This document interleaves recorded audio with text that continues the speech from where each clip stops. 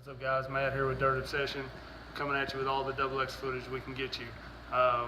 We know it's new, it's hot right now, everybody's got questions about stuff, and I've been getting blown up with questions about different accessories and that sort of thing. The main thing I've been asked about is the iPad mount that I picked up for it. So I wanted to get you guys a little shot of it. That way you can see what you get for the money, and let you know how it works and kind of my thoughts of whether it's worth it or not.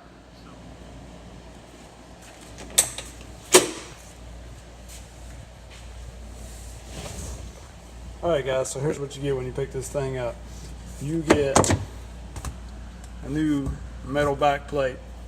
I was thrilled about this because I'm weird about that sort of thing. Like, I didn't want to be drilling holes in my stock plastic cover. So I was really happy that it comes with a complete other back plate that you just pop these 4 screws out. The one in each corner, take the plastic one off, put this one up there, slap the screws back in, you're good. As you can tell, the paint's chipping off a little bit already. It's not really a big deal. The iPad kind of covers it once it's up there, so that's no big deal. So basically you've got these 4 little screws on there, and then the case that the iPad goes in has like these little picture hangers on it. This, when you get it, is like a 2-piece design. It's kind of like the back with this felt like material or something in between, and then the front plate, you just put your iPad in it, put the plate on it, and then you place all of those little screws around the edges. Don't crank those screws down, just kind of put them in there snug.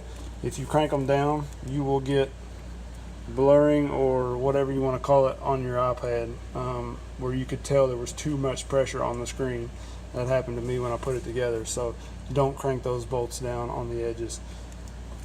Once you get the iPad in it, then you're pretty well set to hang it up there. It's a little complicated sometimes.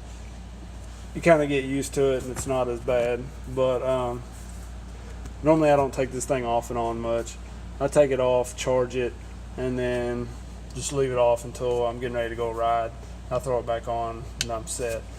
We rode pretty much all we wanted to ride this past Friday, and I ran music all day and used the Maplets app. If you haven't used Maplets, you want to check it out.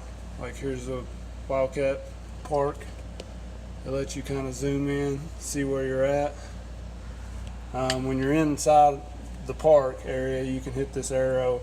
It'll pop up a little dot and have a little beacon on it, kind of shows which direction you're headed, so that's cool. We got lost a few times, or not really lost, we just kind of got to a point and we were wanting to find a certain area, and so we had to kind of look and see which way we needed to head. So that was really handy having that. It's plenty big enough to see. You get a little dust on the screen, I kept a cloth in the glove box, kind of wipe it off real quick, you're ready to go again. But like I said, I like to run music, so you can click your music, click whatever you want, play it. I've got it connected to the Wet Sounds bar back here. It's all Bluetooth. When I first got it, I had a charge cord hooked up.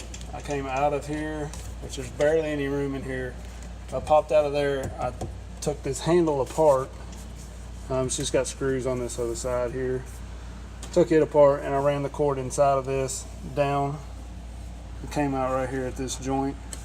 That way I had a cord laying right here. I could just plug it in when I wanted to charge. My charger went out pretty quick. I think it was because it was in such a bind here and inside of this handle. So when it went out, I just took it out and did away with it.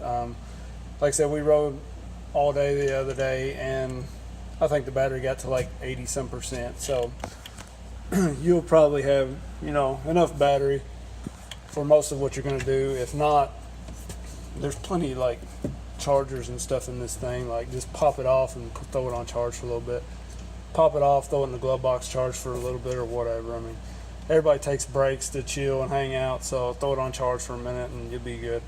But like I said, I was pretty happy about getting a whole nother back plate for this thing, and just really I'm really satisfied with it so far. I like how you can get to all your buttons pretty easily. I have this on my steering wheel that connects to my wet sounds. If you ask me, this button is like, takes forever. If you're turning the volume up, you're just like click, click, click, click, click, click, and it like barely goes anywhere.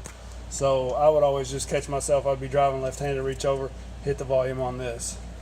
Super easy to hit your volume right here, so you can turn your music up or down if you're talking to somebody or whatever. So I really like it.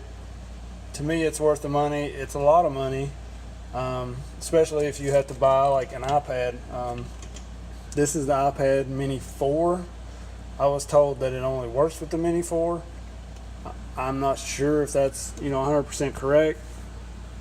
I was told this is the speed version of the iPad mount. I know Assault is selling like the same exact mount, I believe, and I was told by Speed that it had to be the Mini 4. I have a first gen Mini that I may try in there at some point for you guys, and if anybody's interested in knowing if that'll fit, I may try that out and let you know. But this is the Mini 4, and it works great. So if you have any other questions about it, guys, hit us up. Dirt Obsession, like, subscribe. We'll get you anything you want or anything we can. We'll try our best. We love every one of you. Peace.